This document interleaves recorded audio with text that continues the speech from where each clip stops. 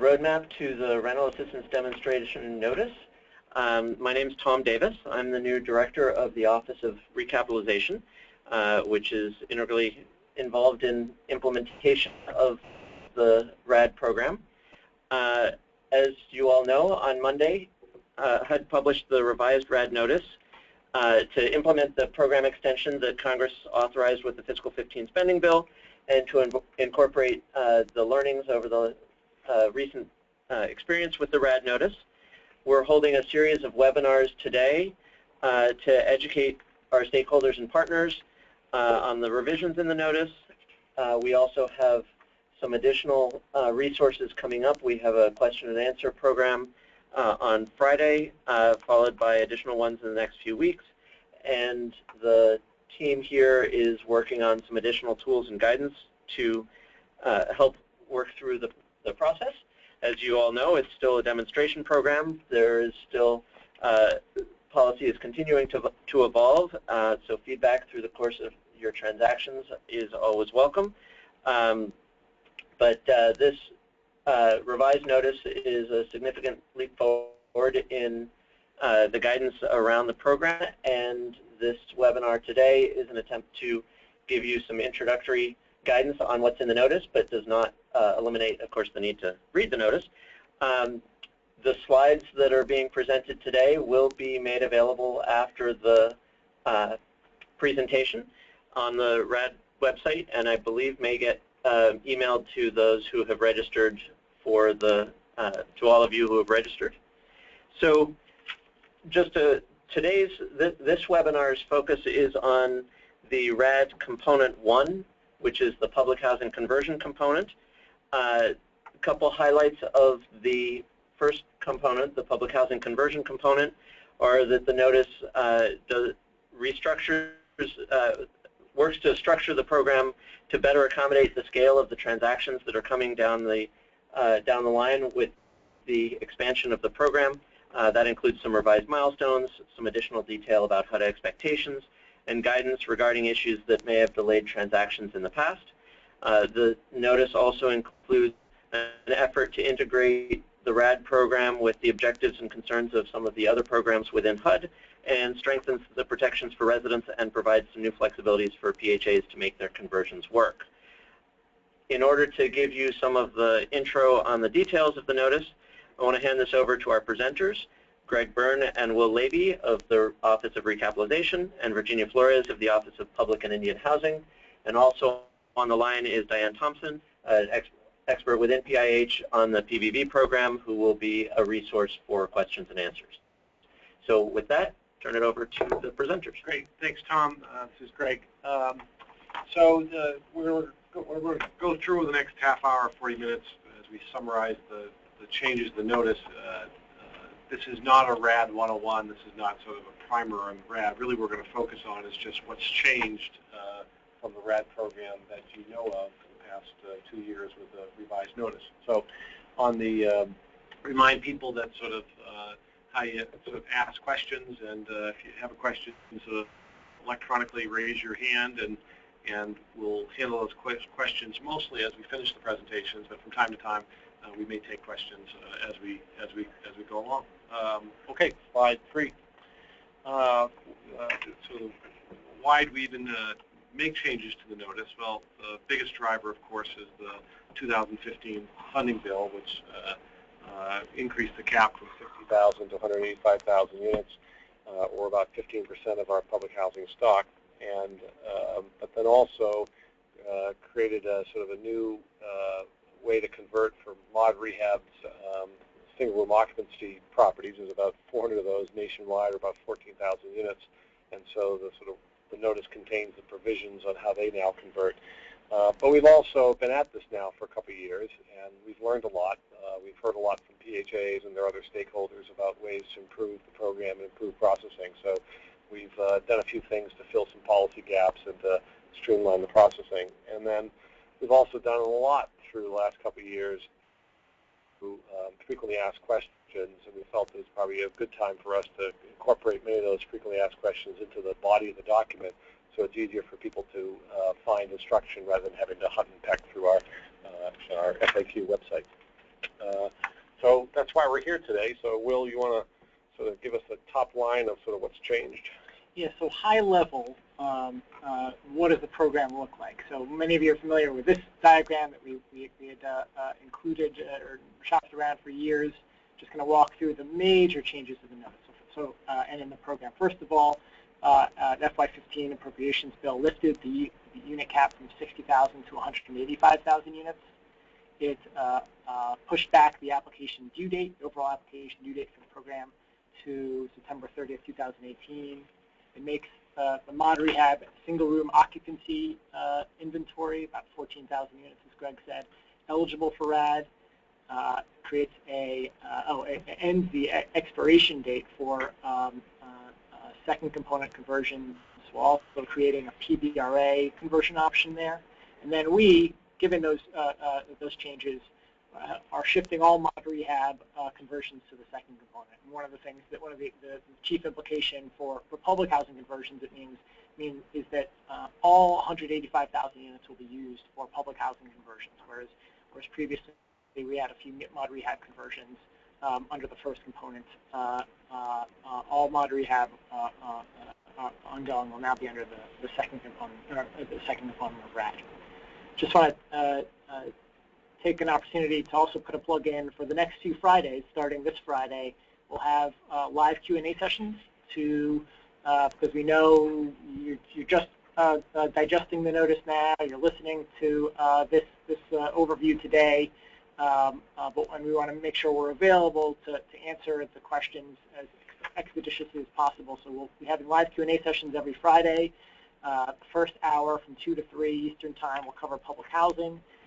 Then the second hour from 3 o'clock to 4 o'clock will cover the second component items under mod rehab, rent stuff, and RAP. To access those live Q&A sessions, there are links that we've sent out by RAD Blast. For anybody on this line who is not on our listserv for our RAD blasts, please just search RAD and listserv, RAD listserv and HUD on a Google or ask Jeeves search. There's a link on the RAD website at HUD.gov/RAD. Even better. Sign up there. Thank you, Virginia. To make sure that you get the timely information that we're sending out. Okay, so this presentation is focused on public housing, as we said. Let's dive right in. So first thing, implementation. The notice came out on Monday. It is effective.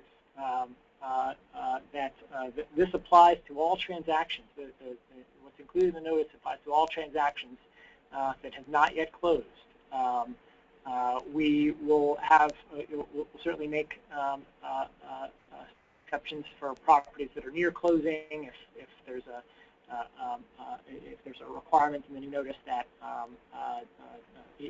isn't strongly pertinent and that would delay a closing, but otherwise everyone should proceed under the new guidance. There are 2 items in the notice that are not effective immediately. That's because by statute, any changes to eligibility or selection criteria are subject to public comment. And so on the next slide, we'll talk about the 2 things we've changed that will be effective after 30 days unless we receive public comment that leads us to change anything. The first is currently applications are reviewed and approved and awarded on a first-come, first-served basis.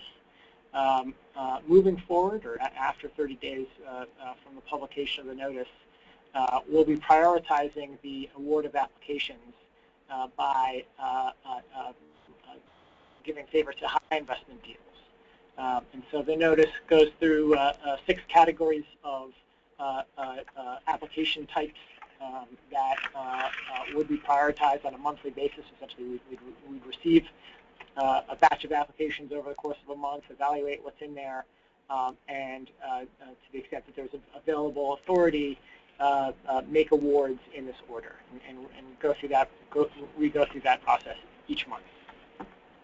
The second thing we've changed impacting eligibility and selection is that, as mentioned earlier, all mod rehabs are going to convert under the second component. So that's technically a change in our eligibility and selection criteria. So that too is out for public comment. Okay, Virginia. One of the things we changed, we clarified here in this new notice, was there was some confusion about a project definition and an owner definition pre and post conversion. So there was that clarification made that a converting project is pre-conversion before closing and before when you're still in your original program type. And a covered project would be that one that is post-conversion, where you've already made the switch from one assistance type to another. And a similar distinction that we made for owner type. A PHA for this first component is the owner of the property pre-conversion, but post-conversion we know that sometimes there's changes in ownership structures, so we clarified that we use the term project owner instead of PHA for post-conversion.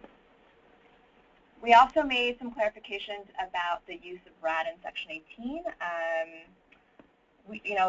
Section 18 is a strategy that a lot of public housing agencies have used to redevelop their properties or rehab them, or change how they're managing their inventory. But there was some confusion about how can I use RAD with Section 18? When do I have to make a decision? What rules apply when? So we made you can apply to both, but if you gain approval in both programs, if you get a CHAP and you have a Section 18 approval, you do, as a PHA, need to make a decision about which strategy you're going to be pursuing, and then notice outlines when you need to do that and how you would need to notify ahead of that. And we also made clear that a PHA cannot continue to pursue RAD if it's already taking certain Section 18 actions. For example, if you've already entered into a demo contract, or if you've already requested TPVs to move your tenants. So those are some of the decision points that a PHA would need to make if they had been pursuing both of these options. Greg? Yep. So contract rent. So the big thing on contract rents is on the setting of the RAD contract rents. We've not changed any policy with this new notice. We've simply clarified or affirmed that the instructions we've already given people, which is for those awards that were made subject to the first 60,000 units, they were based on so-called 2012 funding. Awards made subject from the increase of the cap from 60 to 185,000 units, those are based on 2014 PHA funding, and with each year thereafter, the PHA getting an operating cost adjustment factor. So the initial setting of rents has not changed at all under the notice. On OCAS, there's been a small adjustment, which is for PBRA transactions, that when the OCAS get adjusted, that they get adjusted every year, but never more than 140% of the FMR. That's new, but that is there's so few properties in the public housing program whose current funding actually sort of anywhere approaches not just 140 of the FMR, but 120 of the FMR, that it's very rarely that's going to ever sort of kick in. But that's a new cap on the old cap adjustments just for PBRA conversions. PBV conversions, the normal adjustment of an OCAP and always subject to rent reasonable to 110 of the FMR stays in play.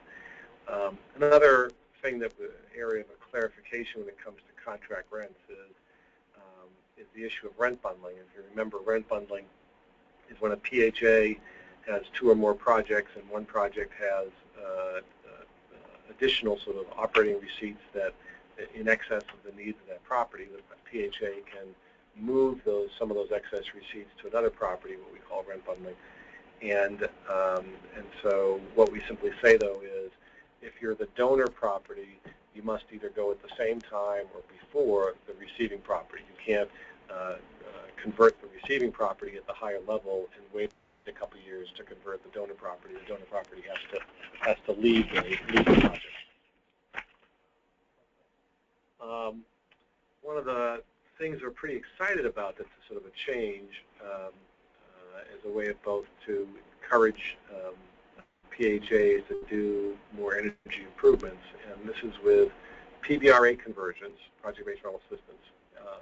When you have tenant-paid utilities, often PHAs came back to us and said, well, if I have project-paid utilities, there's ways for me to be, I'm incentivized to make energy improvements because you're paying me at the old utility expense level for the project, and hopefully I'm going to be able to better that and reduce my energy costs.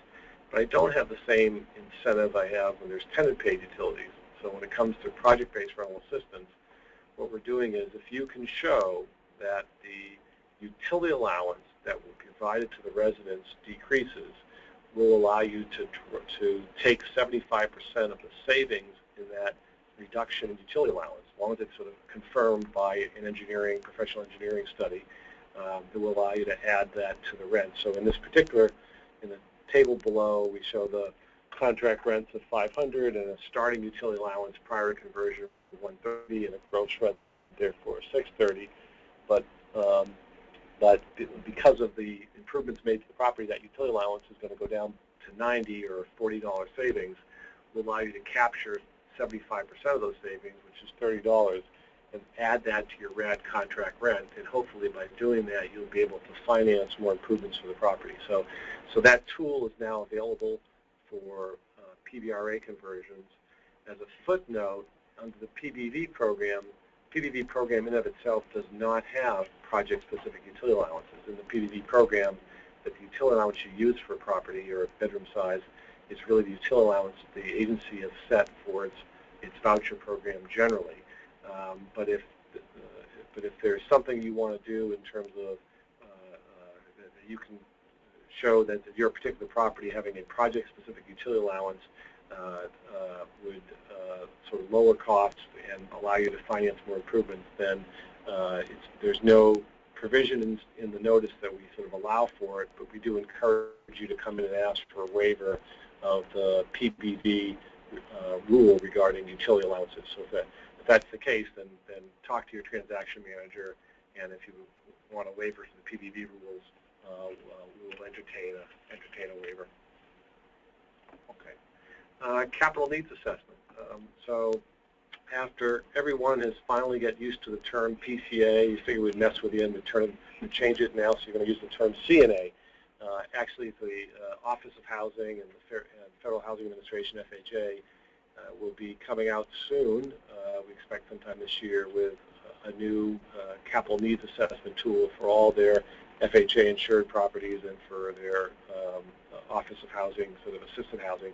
So what RAD is doing is we're sort of moving in sync with that. And so later this year, when they adopt the new e-tool, CNA Capital Needs Assessment e-tool, all we say in the notice is that we will also move in tandem with that, and we'll, under RAD, we'll adopt that new tool. But there's a grandfathering provision, essentially 6 months after the HUD, FHA, and Housing issues their new CNA e-tool that will be implemented for RAD. So PHAs that have already procured one will likely be able to just continue to use the PCA tool that you've already done. But we also clarify the notice that there are certain times when a transaction will not require a CNA, and if the project was built in the last 5 years, these are for non-FHA transactions. Because FHA, they have their own rules about when, for FHA insurance, a property will require a CNA. But so for non-FHA transactions, you won't need to do a CNA if it's built within the last 5 years, if it's new construction or substantial rehab, or if it's a low-income housing tax credit. However, all properties will still use the Excel tool that's part of the CNA to size the replacement reserve account. Okay. How about Virginia, relocation? Yeah. So we just, since there wasn't a lot of guidance on relocation when we first did this revision a few years ago, and we've since put out the relocation notice, which is cited here, Notice H 2014-001, and PIH 2014-17. We just basically refer from this notice to the relocation notice, and that's the place where we're going to have all future relocation guidance is going to be included in that notice. So we basically refer. I just wanted to remind everybody that there's you're not supposed to relocate tenants prior to closing. It's one of the things that we've reaffirmed in that notice and through additional questions and trainings that we've had. There's an exception to the rule. It's limited, but again, refer to that relocation notice. And there's quite an extensive training webinar that Tom helped us put together in his formal role on the RAD resource desk. So that's a good place to start. If you're not familiar with the relocation requirements, review the notice and check out that webinar on the resource desk. Another series of changes that we made in this notice were clarifying the requirements around transfer of assistance. And if you're planning on a transfer of assistance, please submit the site for HUD approval 90 days after your CHAP. We also state that you will not be able to transfer any assistance to neighborhoods of concentrated poverty, which is part of the requirements that we have through site neighborhood standards. And we also define when assistance can be transferred to an existing tax credit project, which is we've seen this happen in a few instances, but that can only occur if the transfer will result in deconcentrating poverty or de-densifying public housing with extensive capital needs. So those are a few clarifications that we made around transfer assistance. And just to add on that, so this last bullet is not about someone who's building a new tax credit project, but it's simply a PHA is trying to find a way to do something with an existing site and happens to know of an existing tax credit project. It's really under what condition can they move that assistance to existing one. Yeah. And some more information about our fair housing and civil rights review. The notice will require there to be an upfront civil rights review and approval for transactions that involve either a new construction, whether or not it's an existing site, or whether or not it's a new site. We're going to be applying the site neighborhood standards, which assess minority concentration factors.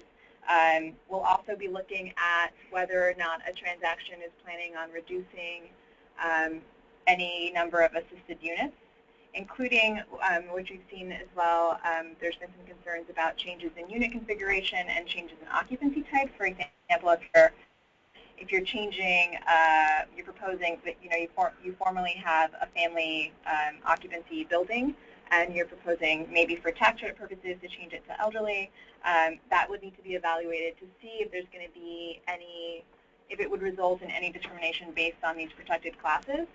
And the last item, again, is I touched on earlier about transfer assistance, applying the same site neighborhood standards to the new site and seeing whether or not HUD believes that it's in the best interest of residents and what won't result in any fair housing or civil rights concerns.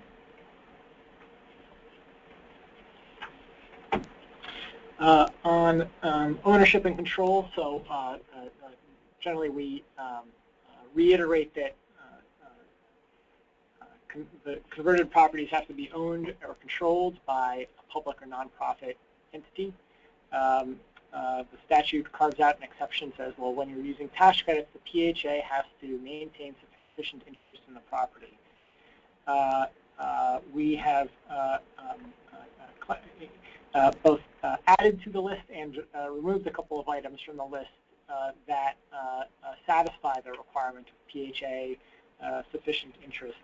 I won't go through all the items here, but the chief thing is that moving forward, right of first refusal and subordinate financing alone would not be not a demonstration of sufficient interest. So for properties using tax credits, make sure to structure them in such a way that meet the requirements listed on the slide and in the notice.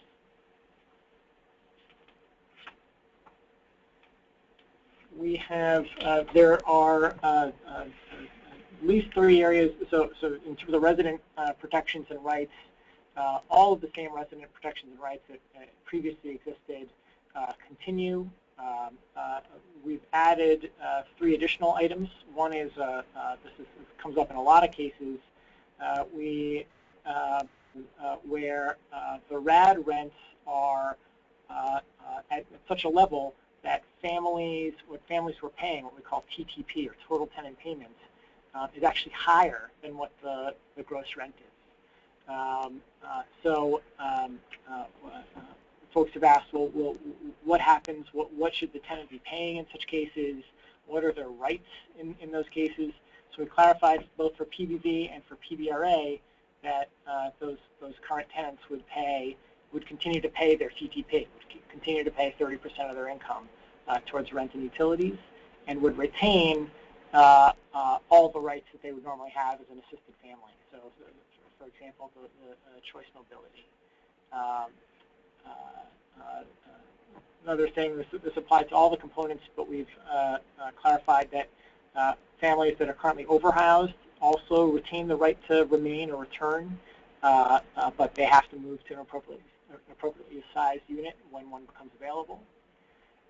And lastly, as the Jobs Plus pilot is rolling out, we make clear that PHA's properties that are participating in Jobs Plus can continue that participation post-conversion, even though they won't be public housing properties. And this is one of those things that's going to be, I think it's going to come up in just a handful of cases so far. We'll be monitoring it closely to make sure that the goals of both demonstrations continue to be met. Just a few items in the other category that were hard to categorize. For waiting list, another common question that wasn't clear in the previous version of the notice was around whether PHAs or owners must use a site-based waiting list, or could they use an alternative. And so we're clarifying that, yeah, for PBRA, you could use a community-wide waiting list, and then for PBV, per the PBV regs, the PHA's choice whether to use a site-based waiting list, a voucher-wide waiting list, or a PBV PBV program-wide waiting list. The notice provides a new provision that allows for floating units, which is when the Section 8 assistance can float within and between units in mixed income properties, so that assistance is not permanently tied to specific units. For PBRA, it's applicable for any mixed income property. For PBV, where it's more of a new concept, right now we're testing it out. We're saying, okay, we're in existing public housing mixed finance properties or Hope 6 properties that are converting, or for choice neighborhoods properties where they're currently floating units, that can continue. An owner can request to, PHA and owner can request to continue to do that. And then lastly, this has really always been our practice, but we're making explicit that you can demolish a property until you convert. One significant change we've made on the PBV side of things is on choice mobility. So currently in the PBV program, a family that after living in a property for a year can request from the Housing Authority a tenant-based voucher, and when that PHA has one available, must provide it to the family, and it kind of acts as a super preference above any other preferences the PHA may have on its waiting list practices. Some PHAs have said that one of the impacts of that is they won't be able to serve certain populations that are really best served with a tenant-based voucher. It's better to provide a tenant-based voucher than to provide an option to live in the project-based unit.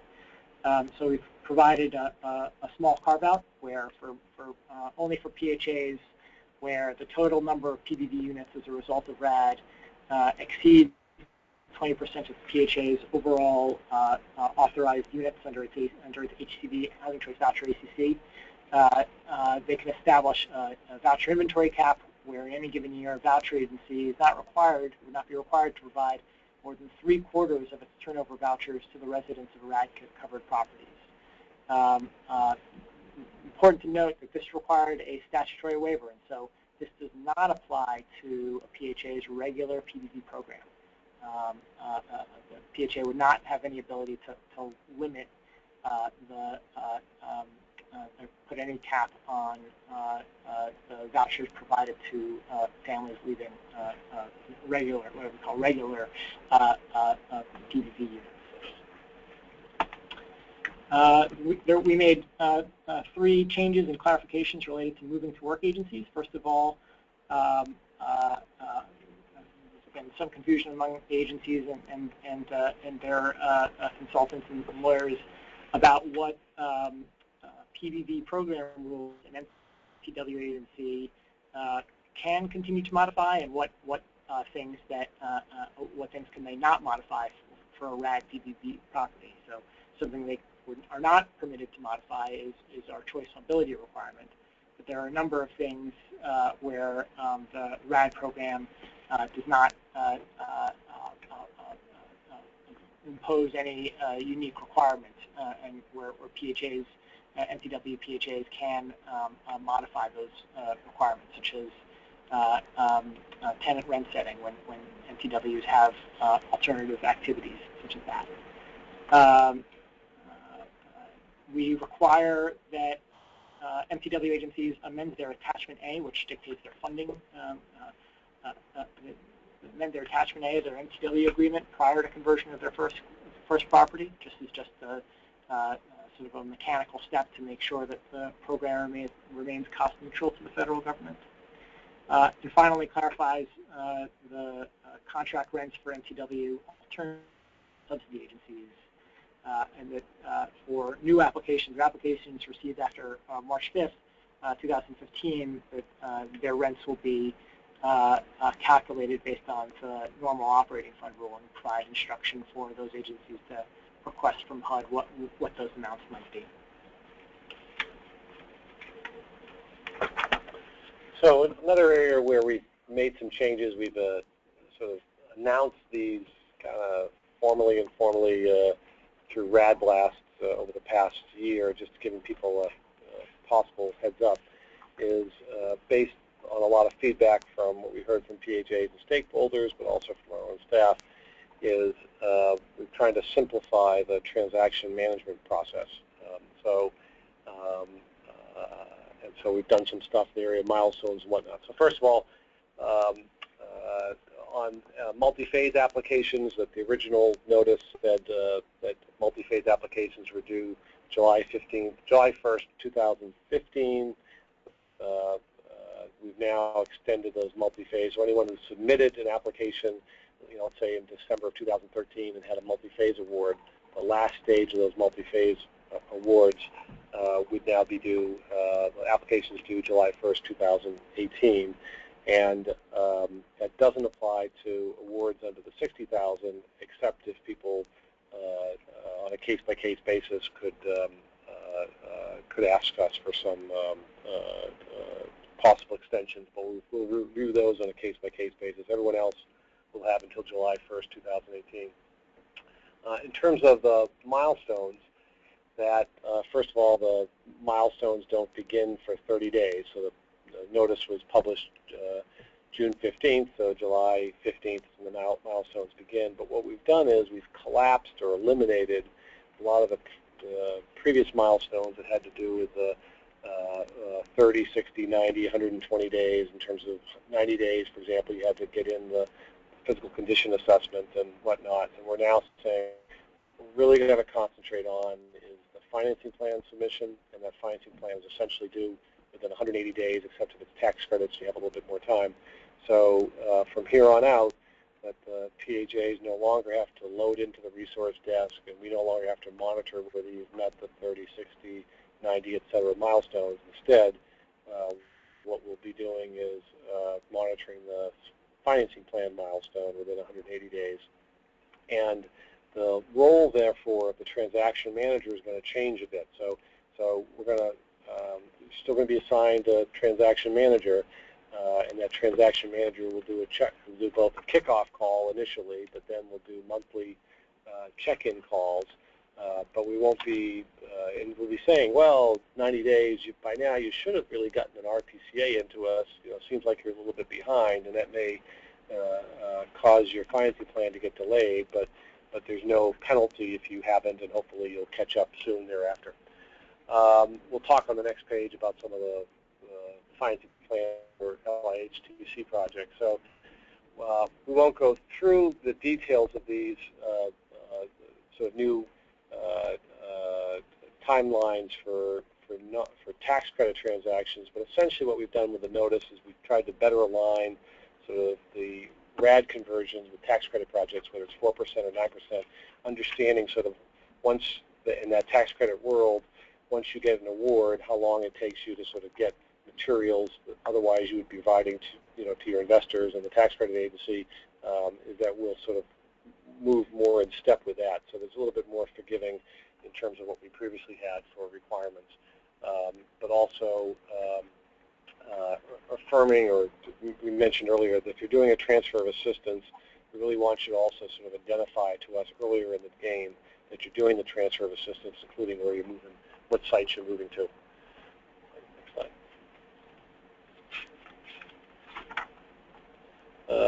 Financing requirements. These are sort of smaller sort of edits we've made to the notice, just where there was some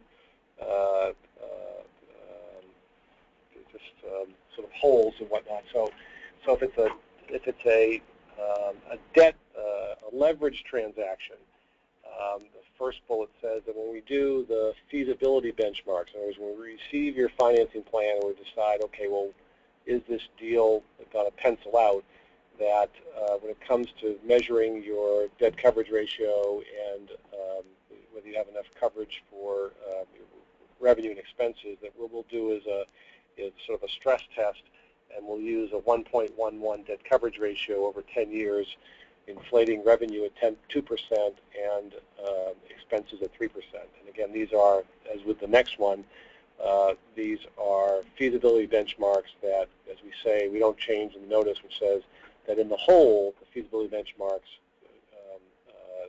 that is, the project seems feasible. You may miss one or two feasibility benchmarks, and we might decide that still the transaction is a feasible transaction.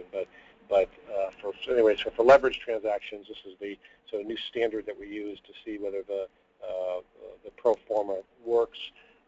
But if it's not a leverage transaction, then debt coverage ratio doesn't really make any sense.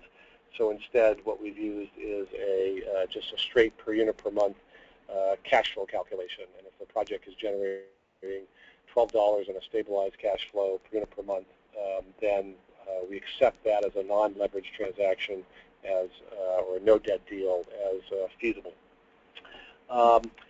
Third bullet here, once in a while a PHA will present to us a deal where the loan proceeds, in other words, what they can generate in debt, actually exceeds their capital needs. And so the question is, are they allowed to do that? Are they allowed to cash out, so to speak, from a transaction? And yes, you are. If you're just like any other owner of real estate, if you happen to be able to generate mortgage proceeds that are in excess of what your needs are, then yes, you can do that, and you can use that for whatever fits in keeping with PHA's mission. But the only thing that we add to the clarification here is, unless it's the last project in your inventory, that if you are cashing out, you can't at the same moment also contribute, say, capital funds to the transaction. You can't sort of use federal funds to sort of support the deal, but then raise additional capital through mortgage proceeds. So you would be limited in your cash out. You first have to sort of not sort of put the money in from the capital fund, or we wouldn't allow you to put the money in from the capital fund.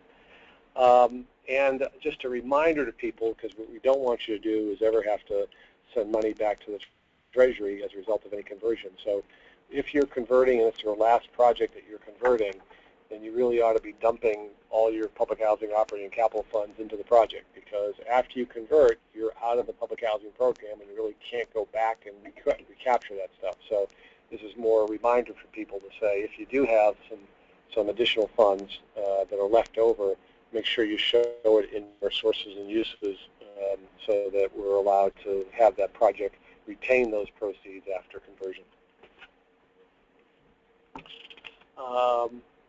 Okay, so other sort of clarifications and sort of the financing requirements. First bullet is that we want you to, if you do have public housing funds, we want you, of course, to declare them, but also we want you to make them available at closing. So if you're going to contribute, let's say, $500 of capital fund monies to a $10 million development budget, that money has to be sort of dispersed from the capital fund program at closing, because we want you out of the public housing program at closing for that project and not having to go back to the capital fund or locks or whatever to draw down the funds. So if you are contributing capital or operating funds to the project, you need to make it available at closing, or you won't be able to go back and get it. We've always required for both PVRA and PVV conversions that the projects have sufficient replacement reserves, and we've had this sort of catch-all clause in the PVV contracts that says, replace reserve requirements as dictated by HUD, because the PVV program, absent RAD, doesn't have any replace reserve requirements. That's never been an element of the PVV program, but it is an element of the RAD program. So we provide a little bit more instructions in the notice about how those replace reserve accounts should be held and the draw procedures for that.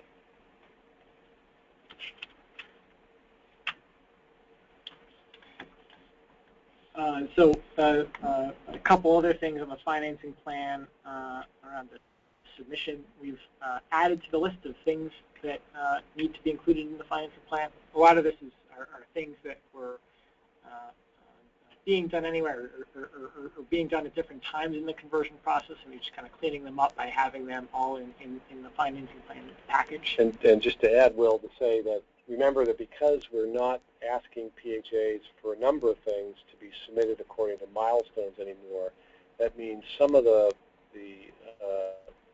previous requirements that you had to meet, like the physical condition assessment at day 90, we won't receive that now until you submit the financing plan. Right. So you'll see that section, that attachment 1A of the notice, expanded on, and it's really just all to get everything in one place.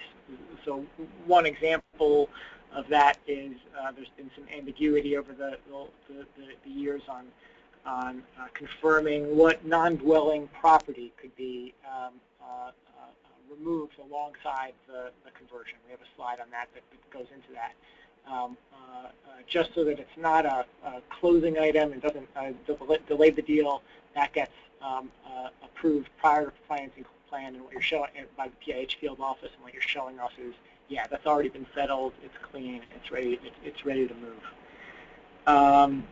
Go to the next slide. A couple other things. We took out the required description of the rehab construction management, because it turned out all those things were really addressed in other places.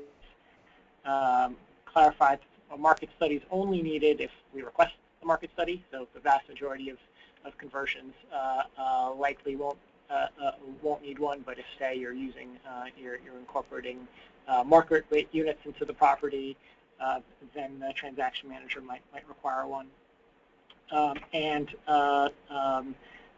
Identify for those that are using FHA, first of all, if you're using FHA, your application for firm commitment effectively replaces the financing plan, or that application that goes to the hub replaces the financing plan. But there are still some programmatic items that we need to see that FHA is not equipped to review and approve. So, for example, the evidence that the significant amendments to the PHA plan has been completed. It's just there's a short list in that attachment 1A, or a medium-sized list in that attachment 1A that shows all the things that you need, the submissions you need to make separate from that application. Virginia? Yeah, so as Will touched on earlier, we put in additional clarifications on when and how we can release additional non-dwelling property in conjunction with the RAD transaction. And the guidance that we're putting out says that if the land is pertinent to the RAD transaction and to the RAD converted property, that can convey, but all other excess land must be released through traditional public housing release authorities like Section 18, going through the demo dispo process and going through our special application center to do that. And in conjunction with that, the PIH field office will be reviewing land and property that is being proposed for removal with the transaction to see if it meets this pertinent threshold. And that will be indicated on the PHA's PIC removal application, which will be submitted prior to the financing plan. And similarly to this, you know, in part of a RAD closing is for public housing, we need to release the declaration of trust. And we state in the notice what the requirements would be to do that. If there's any additional property or land that needs to be released with the RAD transaction. So there's 3 things that would need to that the PHA would need to prove or commit to. That the land will be sold at fair market value, and that the proceeds will be used to support a RAD conversion. That the land will be disposed within a year so that it can be used for affordable housing purposes, or that the land will be sold within a year at fair market value and the proceeds will be used for other affordable housing. So if a PHA can demonstrate that it will be doing this, then we would be able to release the declaration of trust. And Virginia, so for this, as the title shows, this is just for transfer of assistance. Yeah, so yeah. This is the case where a PHA has a 100-unit property, and for whatever reason, that's a very tired asset, and decide that the best plans for the community are to redevelop somewhere else. And so then the question begs, well, what happens with that land or that public housing site now that I'm moving the assistance off? And so, yeah. So this all speaks to under what conditions would we release the declaration of trust. And if you don't satisfy these conditions, then the DOT remain on the property. Remain on the property, and they would then follow normal procedures thereafter for releasing a DOT. Yeah, yeah. For the next slide, there's a few more clarifications that we made around leaving the public housing program. The first is that when a property receives a CHAP, which is a commitment to enter into a HAP, we didn't spell that out earlier, but they will still be subject to the PIH physical inspections and other FOS assessments, but they will not be scored. So they will still be subject to those requirements and getting those inspections done. They just won't be receiving scores. And we also clarify when the PHA needs to submit their PIC removal application, which is within 30 days of the CHAP, and submitting their 50058 end of participation in PIC needs to happen prior to the new HAP effective date. The last item here is that we give further instruction on converting projects that have existing energy performance contracts. And PHAs that have existing EPCs would need to submit documentation to the HUD's Energy Center to reflect how the public housing units that will remain under their EPC will continue to perform under the program. And we've had very often we get questions from PHAs saying, well, I got a CHAP, that means I'm not going to be inspected, right? And we've never... Yeah, and that's a good clarification because, you know, even though you receive a CHAP, you're still part of the public housing program. And it's not until closing and, you know, your DOT is released that you're exiting formally the program. So one of the reasons why we made that clarification is that, you know, from CHAP to closing could be months, you know, maybe longer, and we would still need to make sure that these properties are doing okay, even though they're proposing to change program right, so type. They're still inspecting them, they just don't, they're not going to affect your FOS score. Yeah, exactly.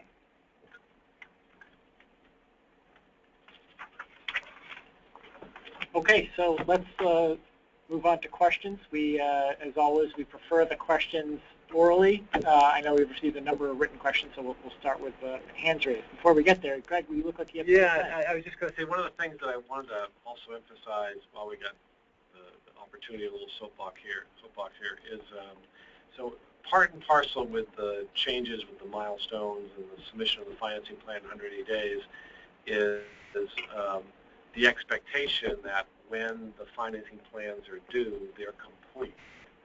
And so, this is a big move for everybody, right? We're now, moving 15% of the public housing inventory over the next couple of years, and we really need to bring this program to scale. And we feel very confident of our abilities to do that and the resources we've lined up and all. But it changes a little bit from what possibly we did at the first 60,000 units, where I think we're this time around that the PHA really do expect by the time the financing plans are submitted that they are complete. And complete means the full financing plan. It means whatever else is supposed to go along with it, with the RPCA and whatnot. So we won't have the time to really be fixing, for example, your PCA that you submitted. We really need PHAs to use those 6 months to ensure that they've got a solid transaction with all the requirements submitted, so we can turn those around in 30 or 35 days. And if not, we're going to do a quick review of them within 5 days. And if they're not complete, we're going to return back to the PHA. So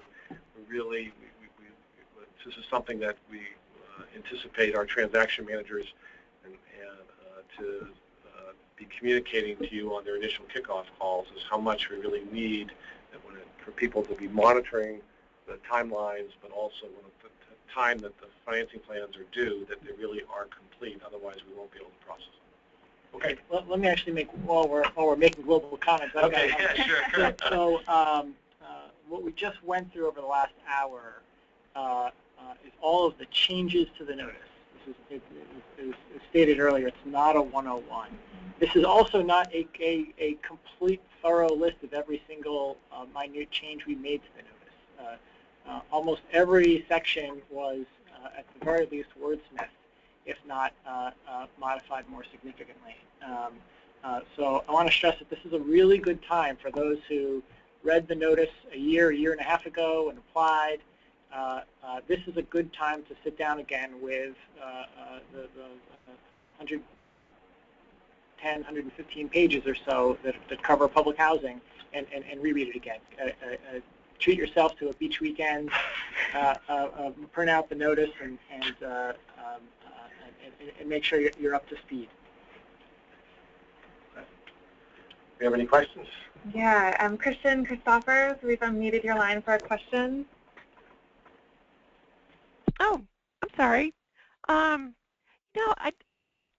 I didn't mean to raise my hand, Virginia. I'm sorry. Okay, sorry. No problem. Regina Montgomery, do you have a question? I guess we're all having technical difficulties here. No, I didn't intend to have my hand raised as well, so sorry.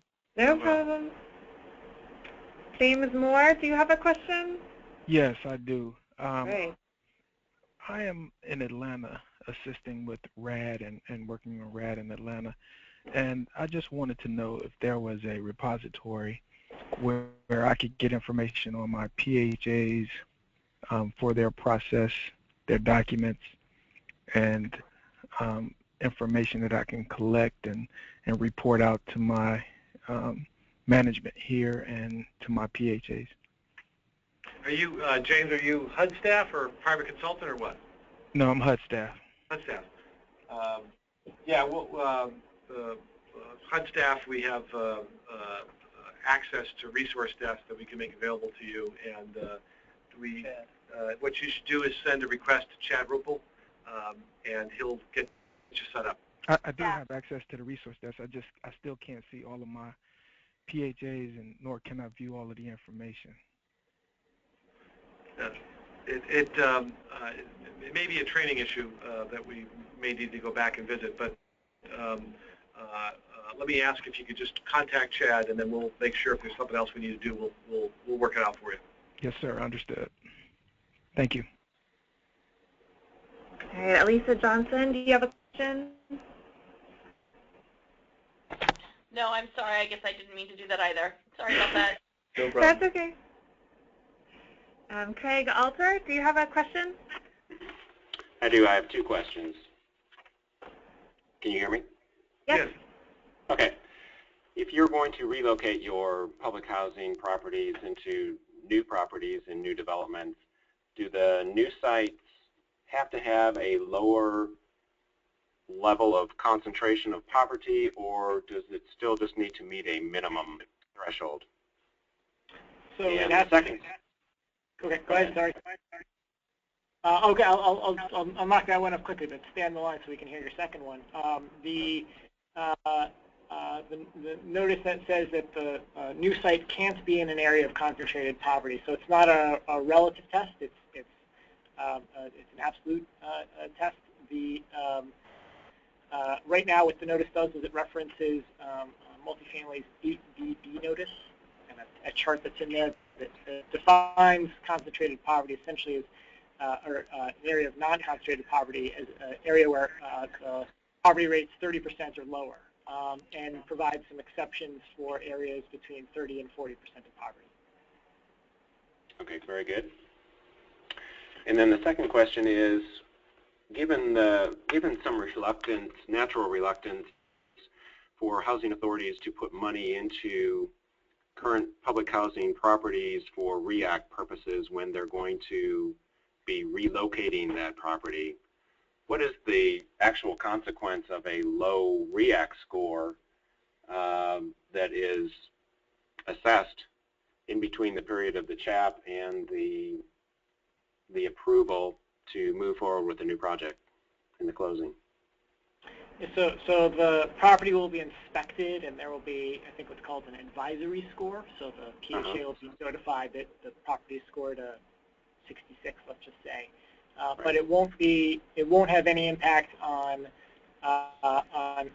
funding or on the designation of the agency as troubled or substandard or anything like that. It'll be excluded from the scoring. So for all intents and purposes, if the property converts, there is no impact.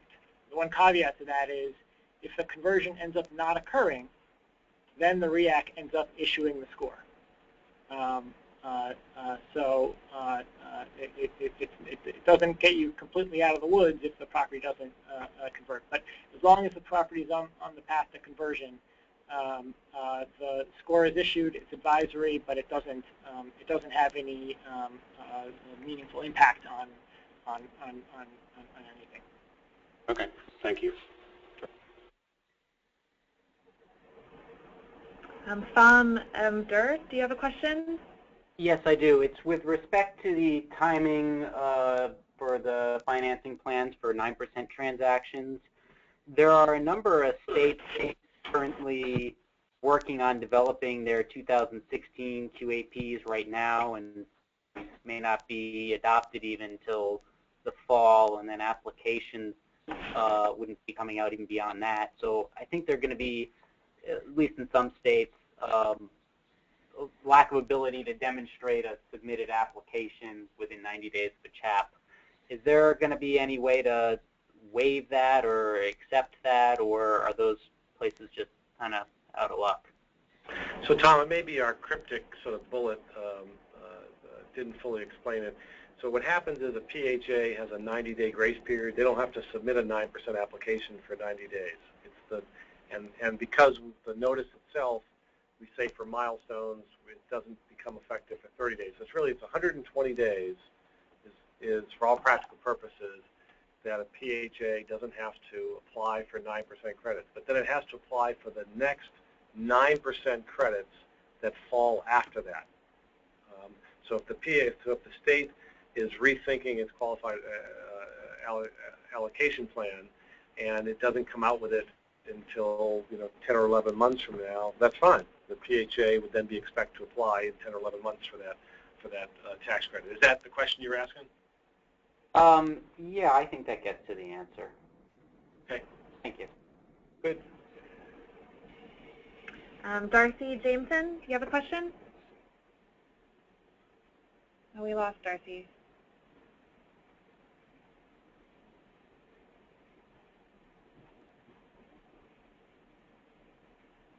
Patrick Dinger, do you have a question? I got two, actually. First one, our application, we had a chap, and it says application is approved as applied, and we're a small PHA. We don't have a voucher program. We did request exception from the choice mobility feature. So does that, when it says approved as applied, does that in fact mean approved as applied and that we would be exempted from the choice mobility? Patrick, can I ask you, is it a PBRA or a PBV conversion? Project-based rental assistant, PBRA. Okay, so yeah, so if you had asked for it, then yes, we've not issued the maximum 10% exemption under choice mobility. So if it was asked for, then we should have approved it. If we somehow didn't make that clear, we can go back and make that clear. Okay. All right. Okay, thank you. Second question. We have a current fair housing marketing plan, which we use for our 66 units of Section 8 new construction. Are we able to piggyback off of that, or would we need to notify our local HUD Milwaukee Fair Housing Office that we want to add our 128 units of public housing to that plan? Is it adjacent, or is it how are the two properties kind of located? Well, they're all scattered in 6 different communities all throughout. Yeah, so very likely you'll need to come up with a new fair housing marketing plan. But since you already have a relationship with the local office because you have a PBRA project, then early in the process, our suggestion is just give them a holler, and I'm sure they can give you the right sort of guidance on what you might need to do to prepare a new one. All right, thank you. Appreciate it. Let us know what housing authority you're with so we can follow up on those issues. La Crosse County Housing in La Crosse, Wisconsin. Okay, thank you. You're welcome. Phil Steinhaus. Hello. Hello, Phil.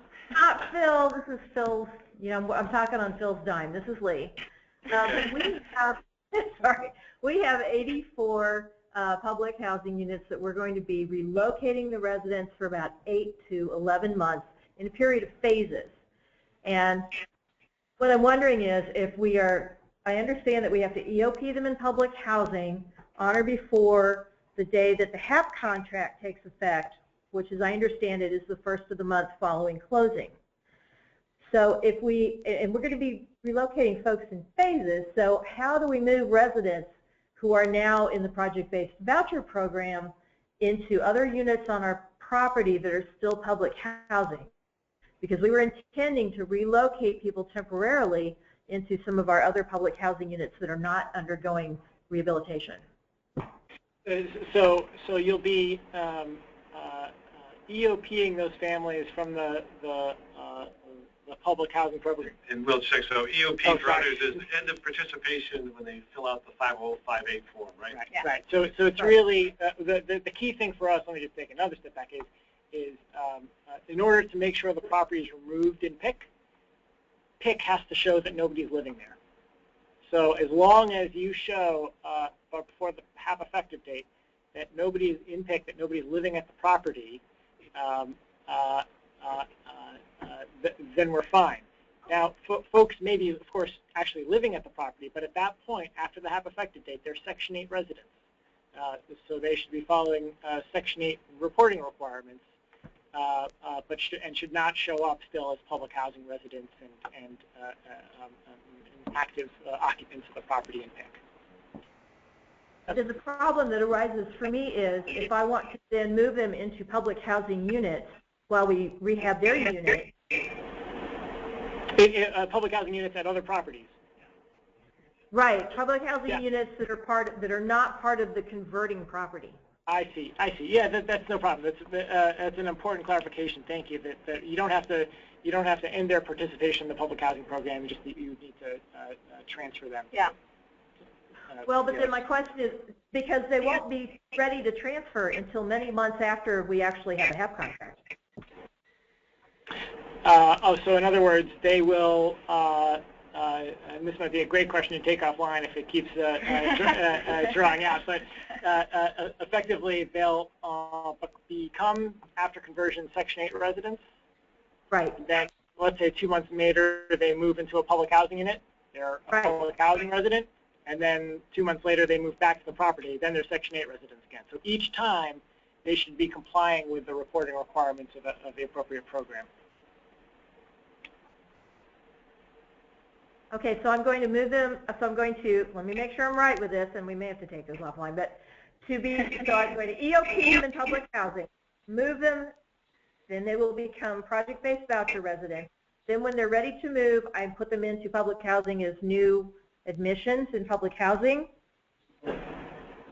And then when they move back, they're EOP'd again and entered as new admissions into project-based voucher again. Yes. Yeah, I think that's right. We should. Yeah, I think that's right. But let Lee also. Confirm, yeah. So should Virginia or Will or Lee, if you can send that question to rad@hud.gov, we'll get it routed and right. make sure we give you a clear, confirmed answer. Okay, thank you. Great.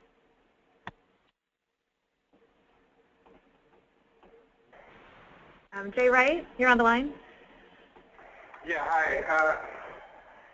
One clarification on the chat date. Since the issuance of the notice was, I believe, the 15th of June, and you've recently issued a lot of award letters, does that mean the effective date for all the ones you recently issued is going to be, what, July 15th or July 15th? Yes. Yes. Okay. And Jay, our team here is telling us that the resource desk has already now been updated for all those dates. And can you clarify whether the removal for PIC 30 days is also split out? Or not? The removal from PIC, we actually asked you to sort of do it upon when we issued the award letter. So anyone who's not done that is past due. Please hustle and get those in. We need to, otherwise we're going to expect you're not in the program. But everything else for the new awardees, even though they were issued in March, whoever it is, the date is 30 days from Monday, July 15th. Gotcha. Okay.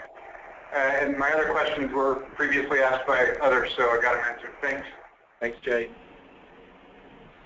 All right, Gabrielle Van Horn, do you have a question? Yeah, a quick question regarding when the TTP is exceeding the gross rent. My understanding of what you're saying is that we should be populating then the TTP and the contract rent field for the purposes of the 5.8 and PIC submissions. Is that accurate? Gabby, as of a number of things, there's a little bit of further guidance we're going to have to put out both for PBV and for PBRA on how to report that provision on the 5.8 and the 5.9. So stay tuned. We're updating both the PBV and PBRA conversion guides, and that's going to be one of the items that gets addressed. Okay, thank you. Tim O'Byrne, do you have a question? Yeah, one is a kind of a clarification on one of the earlier questions. We have a couple of projects that will be part of this year's funding applications. And so with the 120-day, with the financing plan that's due 180 days, would that come after the award? So have you been issued a CHAP? We've been issued a CHAP, yes. Right. So that CHAP, then 30 days from the notice is published, which is July 15th, then 180 days from then is when the financing plan is due. But if we have not submitted an application for 9% financing yet? Oh, so the 9% financing, you would have, because it's 9%, you'd have the first 9% round in your state that is due 120 days from June 15th.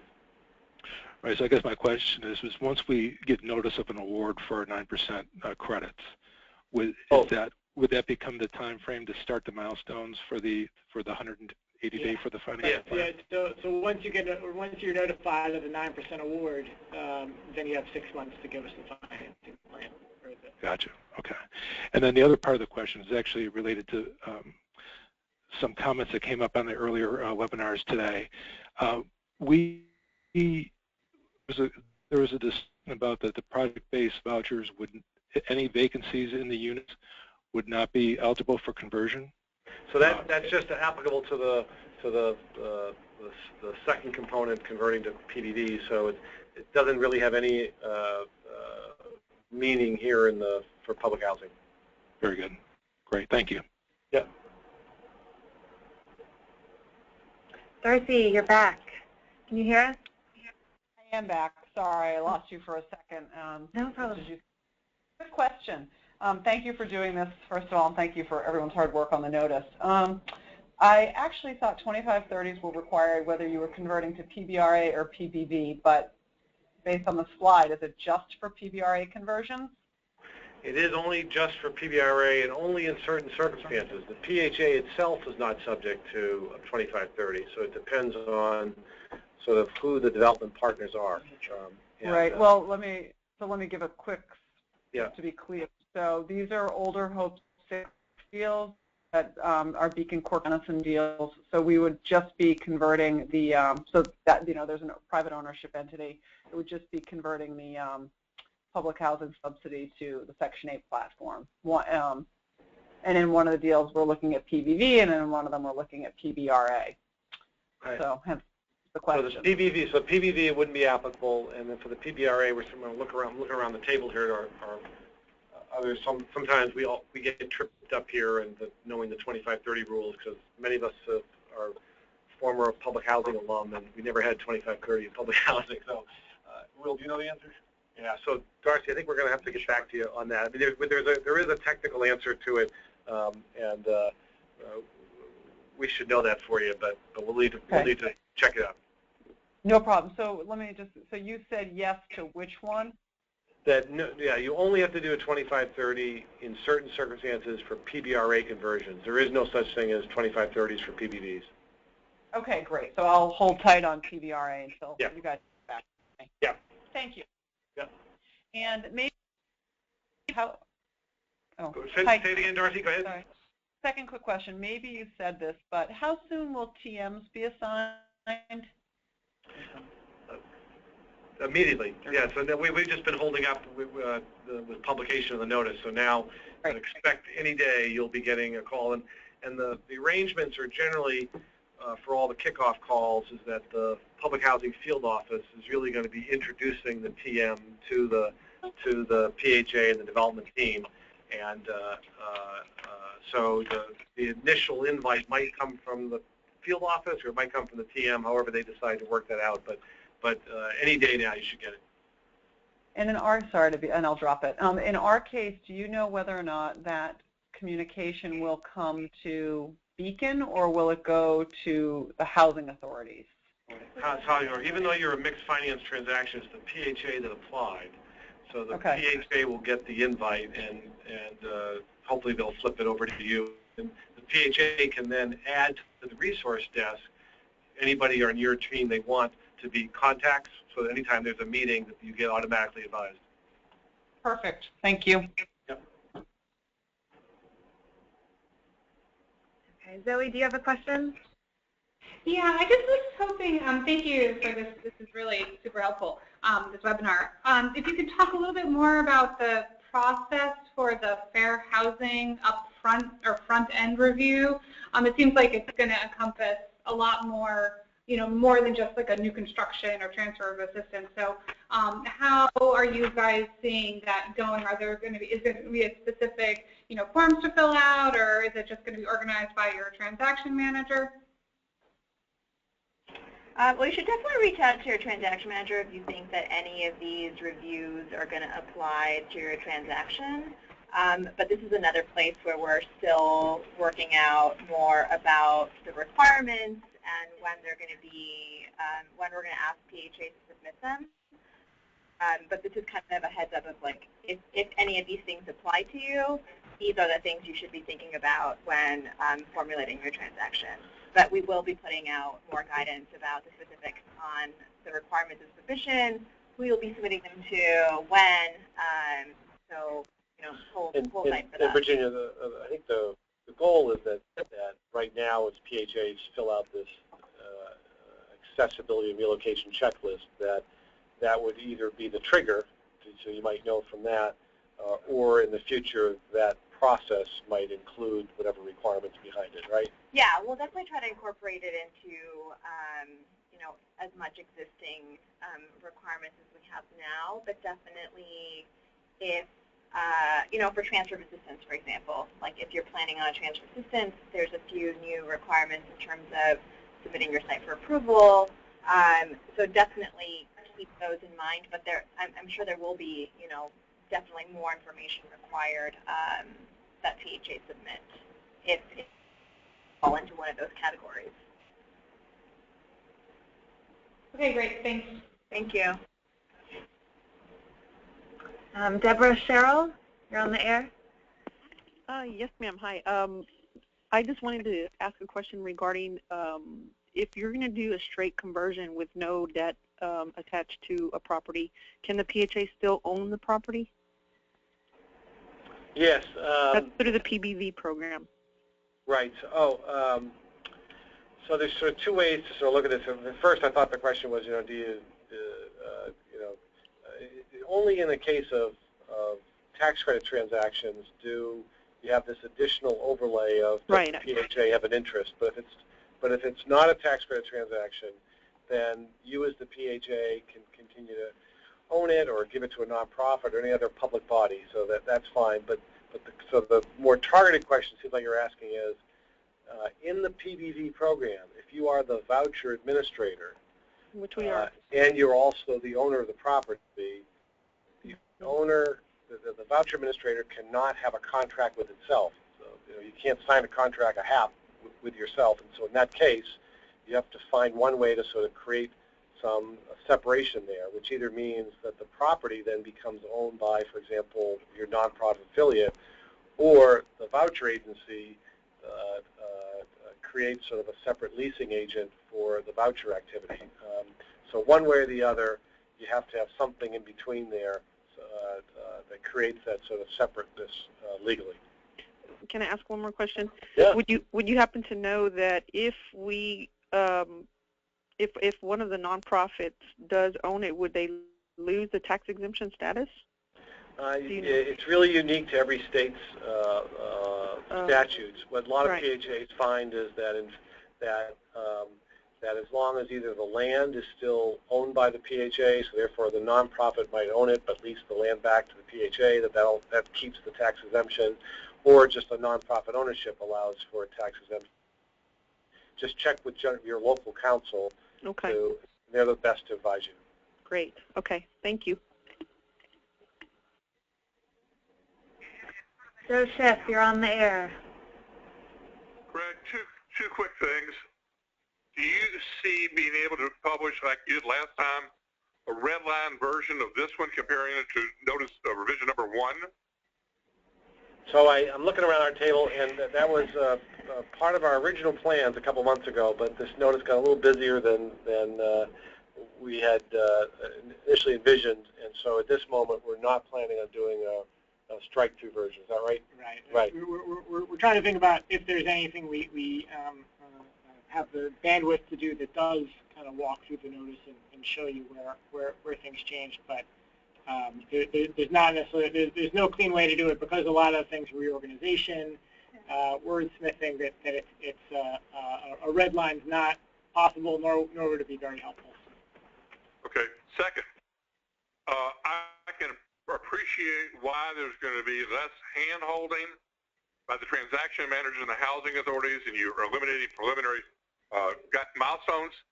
Is there a way to get checklists that the HUD staff is using so we know we're submitting complete packages to them, whether it be for the financing package, relocation, FHEO review, whatever? And frankly, you're spending money as you go through the process. If we know we're going to have a problem somewhere, we really don't want to keep on spending money. How do we determine where there are problems earlier in the process rather than waiting 6 months? Right. So a couple things. Yeah, we do have some checklists, and we'll make a sort of real concerted effort to make sure there's anything else we can put on the website. We are updating, just like we've done in the past couple months with sort of RPCA guide and all that. We're going to put out a new financing plan guide that sort of incorporates all the required elements of the financing plan and some best practices with that. But also we fully expect to sort of do both these kickoff calls and these monthly check-in calls. And we really hope that those are opportunities to engage the PHA and the transaction manager of the field office about sort of what's happening with the transaction and whether people are running into any hiccups or speed bumps or something like that. So that ongoing sort of communication with the transaction manager of the PHA we think is going to be critical. But I think we do plan to make all these darn checklists available if they're not up there now. Thank you. Welcome. Elizabeth Campbell, you're on the air. Elizabeth?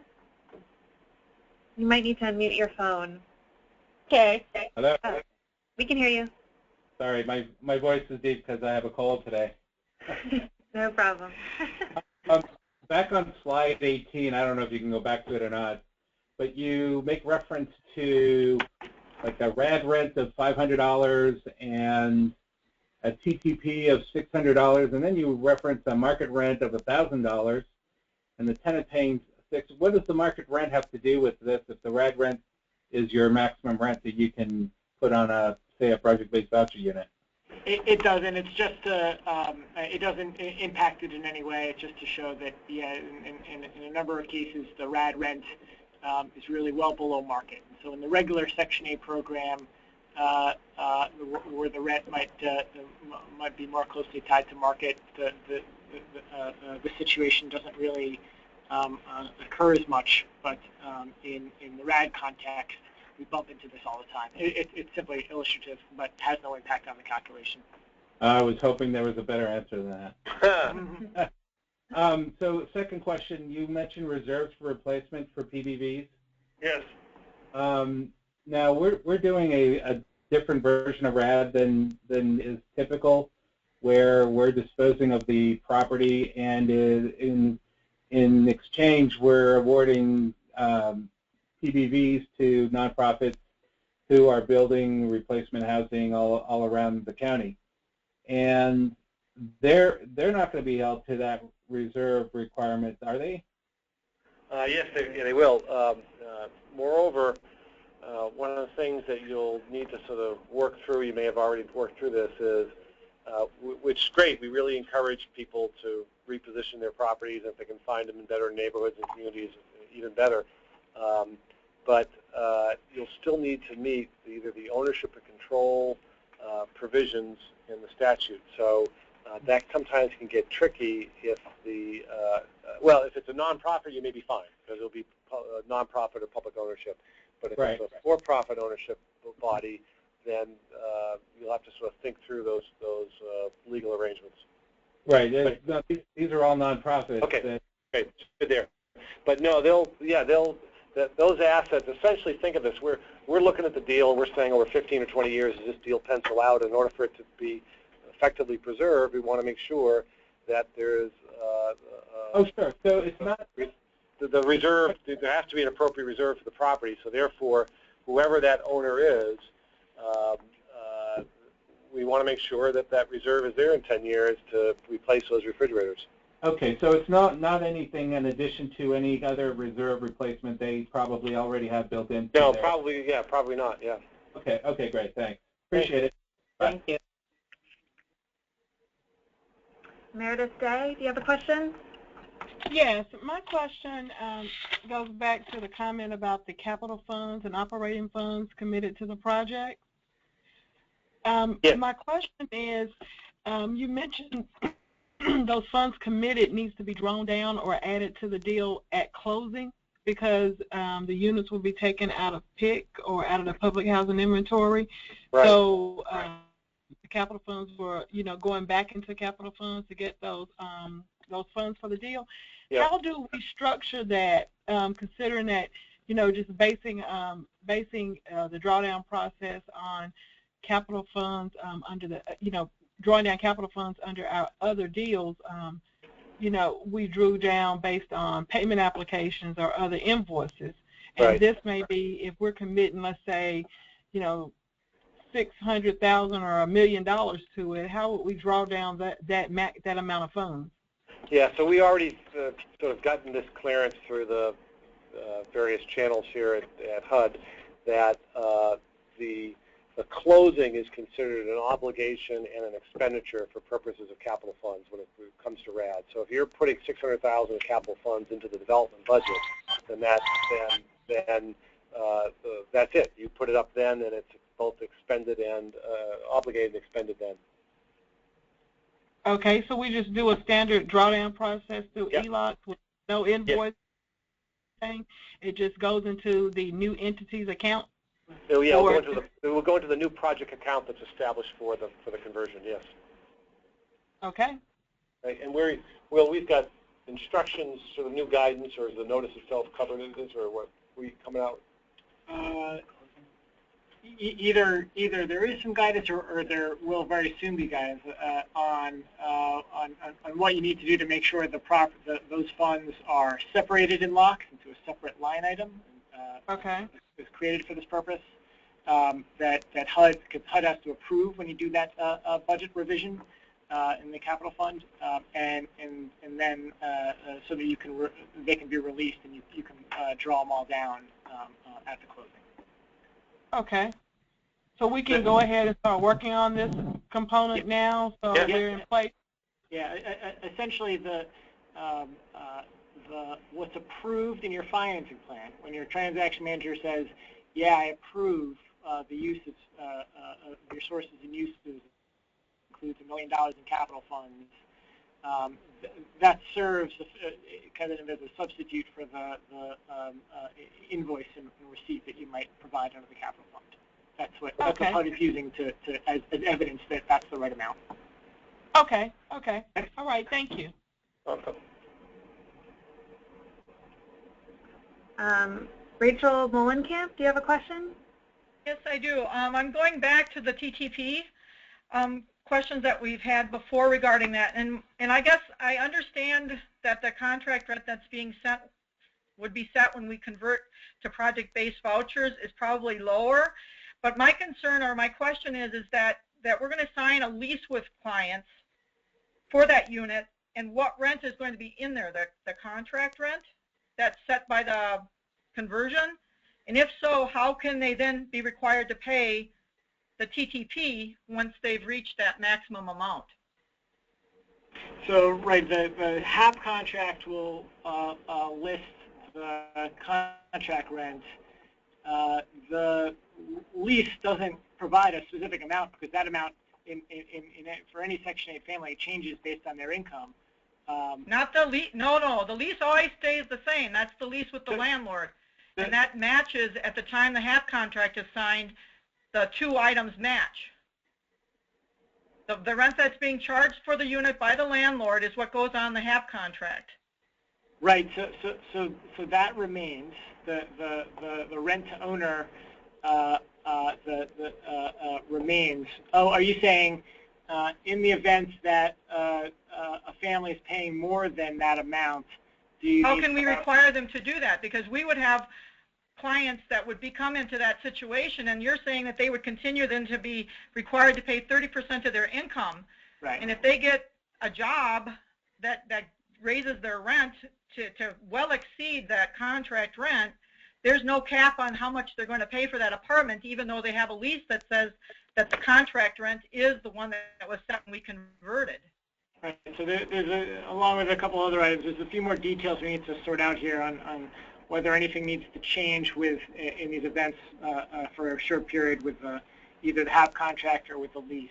So look out for some more guidance on this. And do you think that's coming soon? Because this will make a difference in our decision to go forward. Because we've got flat rents in public housing, and we have clients that meet those flat rents already, and so they're not paying more than what we consider a flat or whatever guidance we provide will be technical in nature. It won't change the policy that the families will be paying 30% of their income. So you're saying that then they don't get that 6 months at zero HAP? They go right to the TTP goes right to the, stays in place regardless.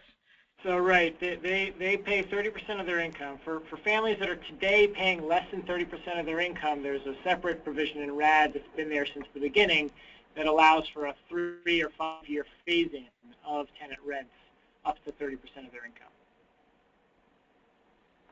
Well, our flat rents for public housing are already more than what this contract rent is going to be set at. So we have clients that are going to be in place, and you're saying once they convert, they no longer even get the flat rent that we have for public housing, that they didn't have to go to the TTP 30%. No, because if their rent because of RAD is going up because of, for example, your flat rent provision stuff, then there's a 3-year phase-in of those rents. 3 or 5 year phase-in that you can choose to raise the rents to the 30% mark. And so as a consequence of this, then basically this RAD program is going to, if we were to go forward, would eliminate our ability to have a mixed income resident base, because everybody that gets to the point that their TTP is over that contract rent are going to move. Because because they can afford the market rent? They can't afford the market rent, because you're saying that as soon as they go over the contract rent, they have to start paying it. They can't afford the market rent in the market, because our rents are lower than that. Our flat rent for public housing for a 2-bedroom is well under fair market for a regular rent unit. But this is going to force them to have to go out and find a different apartment, because they're not going to be able to afford to stay if we require them to pay the TTP. Well, Rachel, maybe we can follow up separately, but our sense is that our underlying assumption is that families can afford to pay 30% of their income. But maybe let's talk separately if you think that's. But they have to find an apartment that they can afford, and 30% is not always going to do that. They can stay at the current apartment and pay 30% of their income. That's what this provision allows. That they can remain in the unit and pay 30% of their income. But Rachel, let's follow up separately, okay? So just send us a note to rad@hud.gov. We'll set up a call to discuss. Well, it's not the way that the regular housing voucher program works, and that's, I guess, I'm concerned about it, because their lease is going to say a contract rent amount. Yeah, I don't know how we can charge them more than what's set in their lease.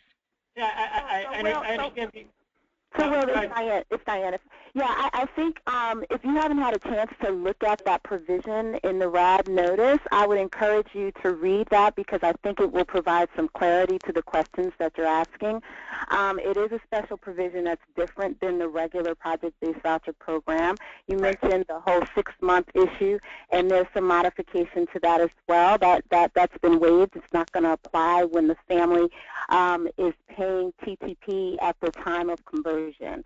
So if you take a look at that, and as Will said, I have already read it, but yeah, that's fine. I'm just pointing out the fact that I don't see how that if the lease says one amount, how then we can tell them that they have to pay greater than that amount. So the lease is going to have to coincide with the rent for the under the HAP contract for the unit, which is the contract rent amount. Yeah. So then now you're saying that they're going to exceed it. Diane and Rachel, so I agree with Will. That just send us an email at rad@hud.gov, and we'll schedule a time to take this up individually within the next few days. Okay. Okay. Thank you. Mark Creech, do you have a question? Hey, Mark, before you ask your question, you guys have already converted. Why are you asking any questions? Well, we've got 3 outstanding that we're working through. We closed 7. My question was regarding the vacant properties that we have as a result of the destruction from the hurricane. Remember, you had been working with those with us on those, and that's still sitting out there. And when I saw this new provision in the revision 2 for vacant properties that did not fall in any of the categories in this revision, that got us wondering about those properties that are hanging out there that, we can't rebuild on them because they're in velocity zones now. Yeah. Mark, I think in this is Biloxi, and Mark, help me out as I sort of explain to the rest of the audience that these are 3 properties that were already sort of demolished as a result of the storm, and they're not part of specifically the RAD transaction. and you've already received Section 18 disposition approval form. I think that what we agreed last time is just to continue to proceed down that path for Section 18, even though the market has dropped, and if you whatever the original appraisal value thought that you're going to get much less. But isn't that the case? That and Leanne is here also, who was one of your transaction managers. Anything you can think of, Leanne? No, I think we had left it that we needed to get appraisals for those parcels in order to proceed down the Section 18 road. Yeah.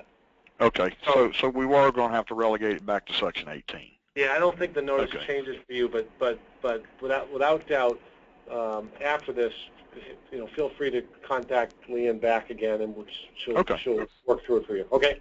Sounds great. Thanks, Appreciate Mark. it. Take care. Sure. Susan Brooke, do you have a question? Just a brief one. Thank you. So between the time that the housing authority, that the PHA gets its chat and the closing, should they still be focused, if the units are habitable, on keeping them occupied? So as in between shop and closing, and let's say during your transaction is going to involve some rehab, where you're planning, you would otherwise need to do some relocation of families. Correct. Yeah. So no, a lot of PHAs, as there are vacancies that arise,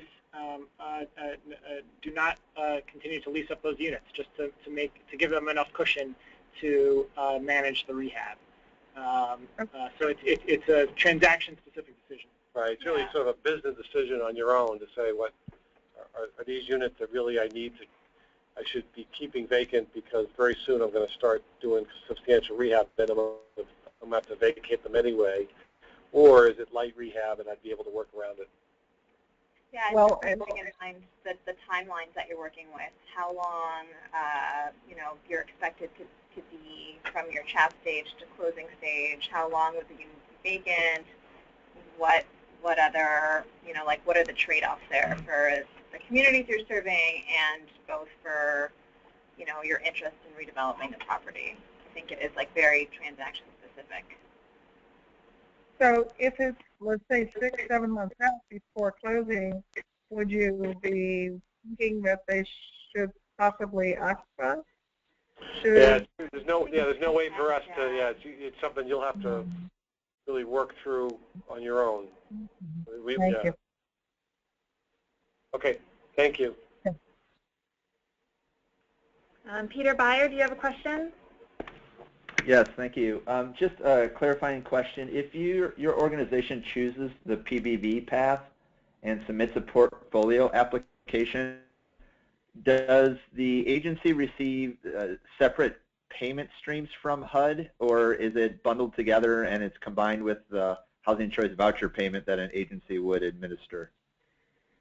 Well, eventually when you convert, we're going to take money out of the first year out of your, in the second year of conversion, the money leaves the public housing account, will get deposited in either the PBRA or PBB account here at HUD, or the voucher account at HUD, and then HUD will then be taking those funds and distributing it to the voucher agency. So your public housing funds will go down, and HUD will send money over to the voucher. If you administer the vouchers for these PDDs, then your voucher account will then be increased by the contract rents for these properties. So follow up to that. So then. Yeah, so it's mingled with the rest of your voucher money.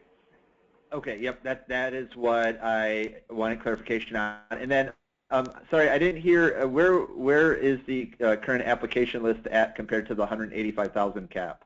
We're about 5,000 to 7,000 applications sort of under. We've got another 5,000 or 7,000 to make awards to the next ones that come in.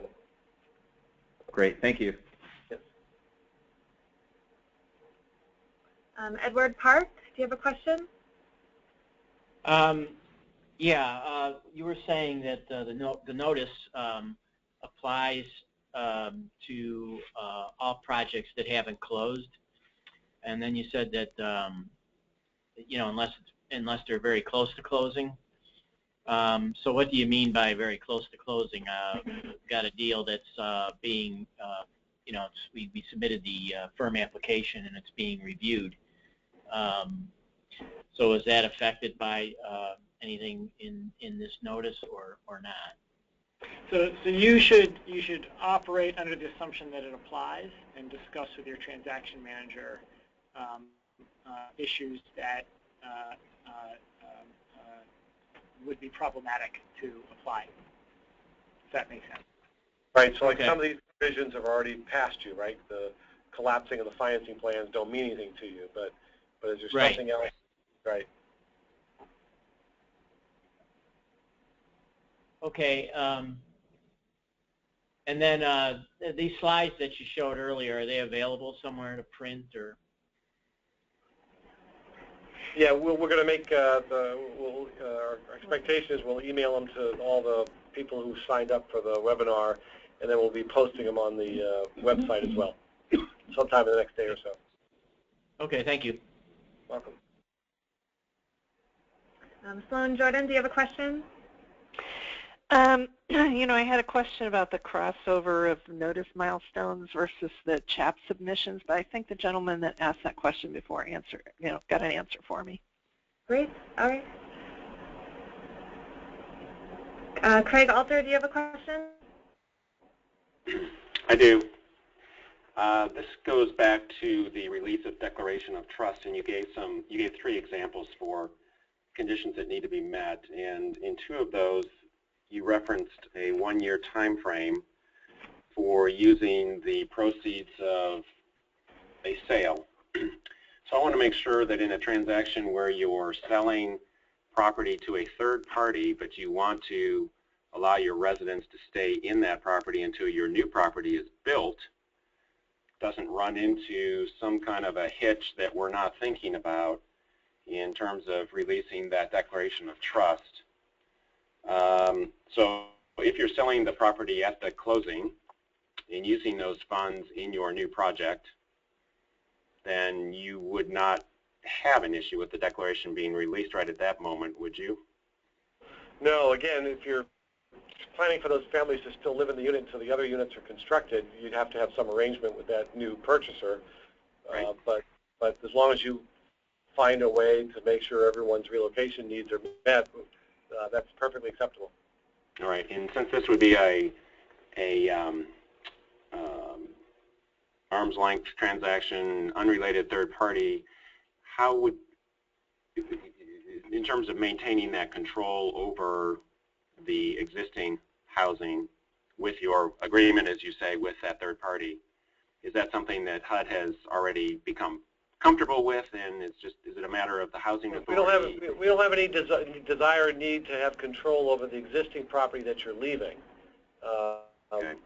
We just have to make sure that wherever you put the assistance, it either has to be owned by a public or nonprofit or managed or controlled, or if in case of tax credit, you have a sufficient interest in that tax credit transaction, wherever you're eventually transferring the assistance to. But the public housing site that you're leaving and selling, as long as you're selling it and using it for the, one of the reasons you can release the DOT if you're selling it and using it for the transaction, we don't care what happens with that property. Yeah, the DOT will remain on the property until these conditions are met, right? But once those conditions are met, then we'll release the DOT on the property, and then HUD will no longer have any interest in that property. We just want to make sure that, as Greg said, we want to know where the assistance is going to, and that's being used for our purposes, and that the proceeds on the remaining land are also being used for affordable housing. Right, which you would see at that closing, because both of those would be happening simultaneously. Right. Yeah. Okay. Good. Thanks, Greg. Bev Rudman, you are on the air. Hi, I just wanted to add on the PBV side, when there was a question about 2530s, that if you are using FHA insurance, then the answer about not needing them does not necessarily apply. Great. Thanks, Bev, for that clarification. Yeah, FHA trumps, whatever FHA rules, they'll do 2530. So, but if it's not an FHA transaction, it's PBV, no 2530 applies. Thanks, Bill. Bill Grindle, do you have a question? Yes, I do. Thank you. I can't go back to the slide at the moment, but when we passed it on the site neighborhood standards, it seemed to be applying to a review of the site neighborhood standards for existing properties, and I wasn't sure what that entailed because, as we all know, many of these properties are in neighborhoods that would not meet site neighborhood standards for new locations. So I wasn't sure how this is going to work. So that applies only for new construction on the existing site. So if you're just rehabbing the existing site, the minority concentration test that occurs that's part of the new construction site neighborhood standards does not apply. So what that slide is trying to emphasize is that whenever you're doing new construction, whether on the existing site or whether the site where there's currently public housing or on a different site, the property will have to be assessed for minority concentration. Okay, thank you. Sinead John, do you have a question? Yes. Hello, all. Thank you for this opportunity to clarify questions and to review the updated RAD notice. It is very helpful. I just have a question regarding drawdown of funds. We had talked about the capital funds at closing. What is the position for MTW funds? Can we draw those funds at closing as well? Yes. Yes. It's just like any other ones. If you are using it for the development budget, you would draw it down at closing. Okay, so I think you know, I've been on a number of calls around the use of MTW money and what has been a finding around the U.S. Treasury Department. And so what we have been told as an agency was that we will no longer be able to draw down money until we've actually incurred the expense up against the MTW fund. Right, and that's the same rule for non-MTW agencies, but in the case of RAD, we've been given the green light, whatever, from General Counsel's office, that the closing on the project is an obligation and expenditure of capital funds. Perfect, thank you. You're welcome. Ed Gramlich, do you have a question? Yeah, I've got a question about the significant amendment to the annual and 5-year PHA plan. I see the language has changed in the second revision. The earlier ones did not require submission of a substantial amendment until 60 days after the delivery of a CHAP. There's no timeline in the current revision. So, how do I interpret that? Yeah, so we actually found the review. We found the previous guidance a little bit confusing. So what we did here is that I think appeases the timing concerns and makes things clearer for agencies. Is we say it has to be. We used to say it has to be submitted 60 days after CHAP. Now we say it has to be approved before financing, by or before financing plan. So go through your submission process, go through your approval process. But before you give us any deal that any firm transaction plans in your financing plan, we want to make sure that it's gone through the complete significant amendment process. Yeah, the Housing Authority will have to submit proof that they've gotten that approval for this significant amendment by the time that they submit their financing plan. And I remember, Ed, some of your comments in earlier versions of the notices, you wanted to make sure that that process doesn't come too far down the line, that don't get fully baked, and then they realize, oh, I'm also going to do this significant amendment, and there's not a lot of room really to change things. And we think this is consistent with that. This says before you give HUD any firm plan, you've got to deal, then you should have already gone through this process. And you should have already gotten approval for your PHA plan amendment. So it gives housing authorities a little bit more flexibility in when they submit them and when they get approval, but it was to address that concern about this coming too late and getting that approval before the deal is fully cooked. But also after the deal, not so early that the deal, there's not enough detail to the deal to actually provide. Exactly, which is another concern that we saw as we were getting PHA plan amendments that were very light on the details because they hadn't really worked them out yet. So, and that wasn't really useful to residents either because you're not giving them enough information about what's actually happening. So we hope that this addresses those concerns. Great. Thank you for that clarification, and thanks for responding to those earlier comments. Thanks, Ed. All right. Looks like no more hands are raised.